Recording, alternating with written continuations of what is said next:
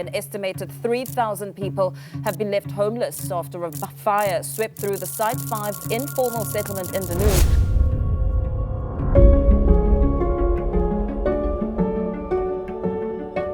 It is so unbelievable.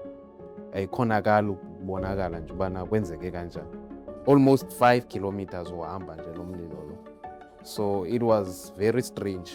On that day bengekho moya, but it happened ngela xesha kukho umlilo kuvele kwavuka umoya nje out of the blue. There was no chance whereby i-business zethu okanye izindlu zethu zingasinda ngendlela umlilo bomkhulu ngayo. Le business yiyo endime ngayo, ndinceda ifamily yam, so ngokuba mayime itshe ndilahlekelwe imali engenayo for iinyanga ezimbini inga-operate, iye yandichaphazela kakhulu loo nto leyo.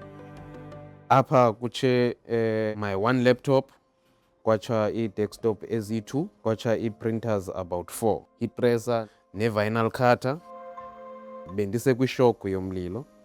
I didn't know what to do. For that 2 days bensendilibele nokuba ndinayo i-insurance nolumkani. Ndiye ndathetha nomntu onobubele oye wandibonisa uba iclaim yam izawukhawuleziswa. Nyhani kuye kwenzeka ngolo hlobo ebethethe ngalo, akhange kube khona amagingxigingxi. Ithe ngexesha ulumkani efaka ngayo imali, ndakhawulezisa ndathenga izinto zerufu, ndaplastara endlini, then ndathenga ii-equipments. So loo nto leyo iye yandinika ithemba kakhulu ngela xesha kungena laa mali. Ndiye ndabona uba izinto zizobuyela back esimeni bezikade zikuso.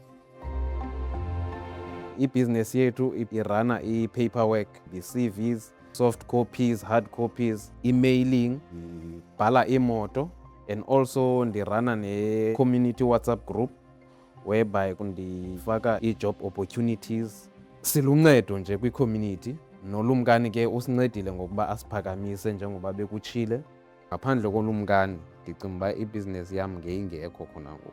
Mhlawumbe ngesilapha phandle sisakhangela ubana senza ntoni okanye sidibanisa ntoni nantoni, but ngenxa kalumkani siphinde sibuyele back to business.